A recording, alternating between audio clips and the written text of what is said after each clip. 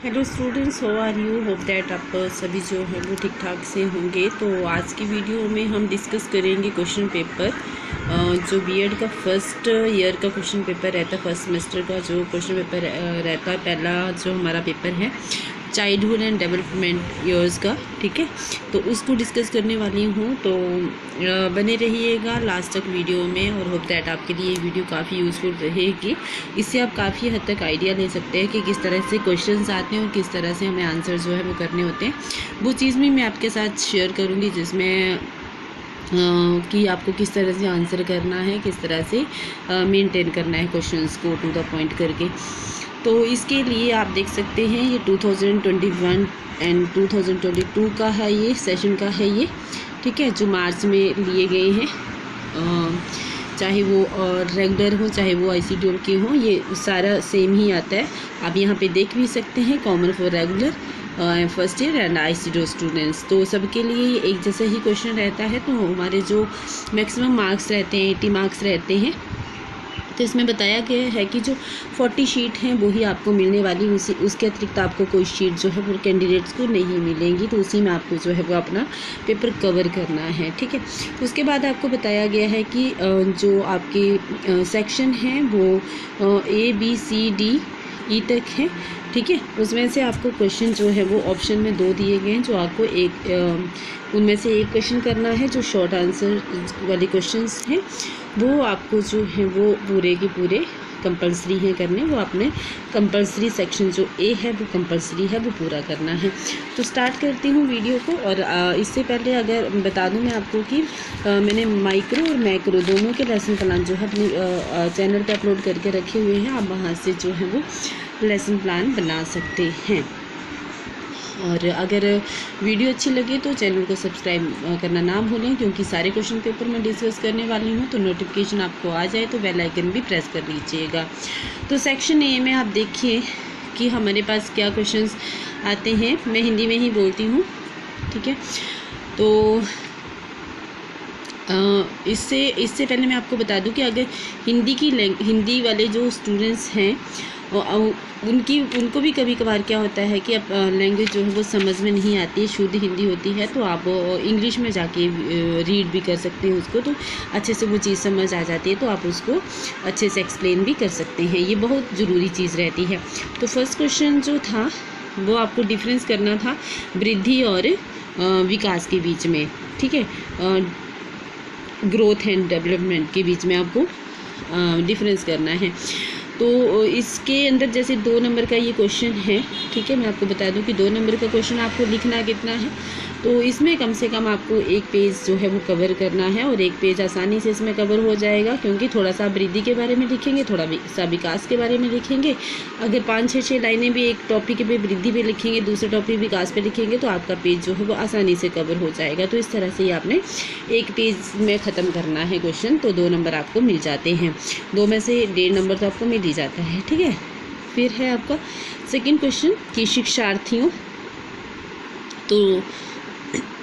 शिक्षार्थियों यानी जो लर्नर होते हैं, शिक्षार्थियों के विकास के लिए आनुवांशिकता यानी कि और पर्यावरण का महत्व बताना है। हेरिडिटी और इन्वायरमेंट, ठीक है। हेरिडिटी और इन्वायरमेंट का जो लर्नर है उनके ऊपर क्या प्रभाव पड़ता है, क्या महत्व रहता है उसका, वो चीज़ आपको बतानी है। तो क्वेश्चन को पहले अच्छे से समझना है, फिर ही आपने आंसर करने की कोशिश करनी है। ऐसा ना हो कि क्वेश्चन कोई और ही आप 2 बार तो आपको क्वेश्चन एक पढ़ना ही है कि क्वेश्चन में पूछा क्या गया है। तो टू द पॉइंट इसमें आपको आंसर करना है, ज़्यादा खिचड़ी नहीं बनानी होती इसमें 2 नंबर वाले क्वेश्चन में टू द पॉइंट आप आंसर करेंगे। थर्ड क्वेश्चन है कि प्रतिभाशाली शिक्षार्थियों की विशेषताएं बतानी है, ठीक है। कि उनमें विशेषताएं क्या रहती हैं, मतलब उनके जो काम जो करते हैं वो किस तरह से करते हैं, ठीक है। गिफ्टेड लर्नर जो है उनकी कैरेक्टरिस्टिक्स पूछी गई हैं। और नेक्स्ट क्वेश्चन है व्यक्तिगत अंतर को यानी इंडिविजुअल डिफरेंस को कम करने में शिक्षक की भूमिका बतानी है आपने, कि जो व्यक्तिगत अंतर रहता है उसको कम करने के लिए शिक्षक क्या क्या कर सकता है, ठीक है। तो टू द पॉइंट आप इसका आंसर करेंगे। जो 5th क्वेश्चन है इसका वो रहेगा कि बचपन के दौरान सामाजिक विकास के लक्षण क्या क्या होते हैं, तो वो चीज़ आपको बतानी है इसमें, कि विशेषताएं बतानी है, मतलब, ठीक है, कि characteristics of social development during childhood, ठीक है। विशेषताएं क्या रहती हैं, लक्षण क्या रहते हैं, वो सारे आपको डिस्कस करने हैं। नेक्स्ट है किशोरावस्था में क्या क्या समस्याएं आती हैं, किशोरावस्था की समस्याएं बतानी है, ठीक है। प्रॉब्लम ऑफ एडोलेसेंस, उसके बाद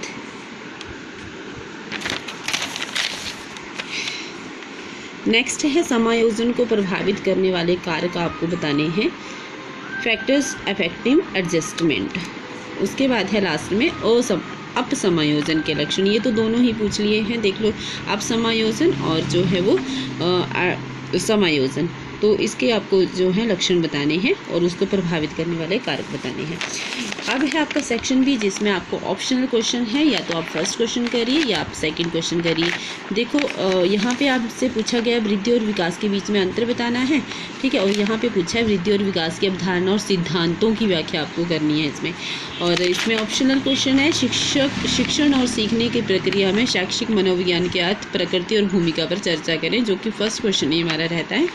तो उसमें से इन दोनों में से आपको एक क्वेश्चन करना है, जो कि 16 मार्क्स का आपको क्वेश्चन रहेगा। और इसमें आपको कम से कम 6 या 7 पेज जो है वो लिखने पड़ने हैं। तो इसमें सबसे पहले आप लिखेंगे प्रस्तावना या भूमिका या इंट्रोडक्शन, ठीक है। उसके बाद आप इसकी 2 के डेफिनेशंस डालेंगे। 2 डेफिनेशन डालना बहुत ज़रूरी है, वैसे आप 2 से ज़्यादा भी डाल सकते हैं, लेकिन डेफिनेशन याद नहीं होती हैं तो आप 2 डेफिनेशन ज़रूर डालें। डेफिनेशन डालने के बाद आप देखेंगे कि क्वेश्चन में क्या पूछा है, ठीक है। तो जैसे जैसे क्वेश्चन में पूछा, जैसे मनोविज्ञान का अर्थ पूछा है तो वो देना है, उसके बाद उसकी प्रकृति और भूमिका पूछी है, तो उस तरह से आपने स्टेप बाय स्टेप जो है इसका आंसर करना है। तो होप दैट आपको समझ में आ रहा होगा। अगर आ रहा है तो चैनल को सब्सक्राइब जरूर करें। अगर आपको हेल्पफुल लग रही है वीडियो तो चैनल को सब्सक्राइब जरूर करें। मैं आप बाकी सेक्शन भी और बाकी जो अदर पेपर हैं वो भी आपके साथ शेयर जरूर डिस्कस करूँगी। तो सेक्शन सी में आपका रहेगा व्यक्तिगत अंतर की अवधारणा, आयाम और कारणों पर चर्चा करनी है, ठीक है। और इसके जो नेक्स्ट क्वेश्चन रहेगा वो रहेगा कमज़ोर शिक्षार्थियों की विशेषताओं पर चर्चा करें, और एक शिक्षक के रूप में कमज़ोर शिक्षार्थियों को पढ़ाने के लिए कौन कौन से उपचारात्मक उपायों को अपनाएंगे। तो ध्यान से आपने दोनों क्वेश्चन पढ़ने, जो आपको अच्छे से आता है वो आपने करना है। तो सेम वैसे ही पहले इंट्रोडक्शन, 2 डेफिनेशन, नेक्स्ट जो आपको ये पूछा है, ये पूछा है, ये पूछा है, तो तीनों ही आपको देने हैं, ठीक है, ठीक है। उसके बाद रहेगा हमारा सेक्शन डी, उसमें भी 2 क्वेश्चन है। तो उसमें कोलबर्ग द्वारा दिए गए नैतिक विकास के विभिन्न चरणों पर चर्चा करें, और बचपन और किशोरावस्था के दौरान भावनात्मक विकास की विशेषताएं आपको बतानी है। तो दोनों ही इजी क्वेश्चन रहते हैं, तो दोनों जो आपको अच्छे से आता है वो आप करेंगे, क्योंकि थ्योरी तो आप याद करके ही जाते हैं कोलबर्ग की, तो आप वैसे वो कर सकते हैं स्टेप बाय स्टेप। नेक्स्ट है लास्ट सेक्शन ई। तो इसमें आपको बोल रहा है कि जीन पियाजे जो हैं उनके जो कॉग्निटिव डेवलपमेंट का जो सिद्धांत है, संज्ञानात्मक विकास का जो सिद्धांत है, उसकी आपको क्या करना है, डिटेल में चर्चा करनी है, ठीक है। ये और इसके ऑप्शन में है सिगमंड फ्राइड द्वारा दिए गए व्यक्तित्व विकास के चरणों की व्याख्या आपको करनी है, ठीक है। तो टाइम का आपको विशेष ध्यान रखना है, टाइम बहुत कम रहता है जो 5 वाले क्वेश्चन होते हैं, क्योंकि जो फर्स्ट वाला क्वेश्चन है वही काफ़ी टाइम ले लेता है, तो अपने टाइम का इसमें ध्यान रखना है। तो होप दैट आपको ये वीडियो अच्छी लगी होगी। अगर अच्छी लगी होगी तो मैं नेक्स्ट पेपर भी आपके साथ शेयर करूँगी।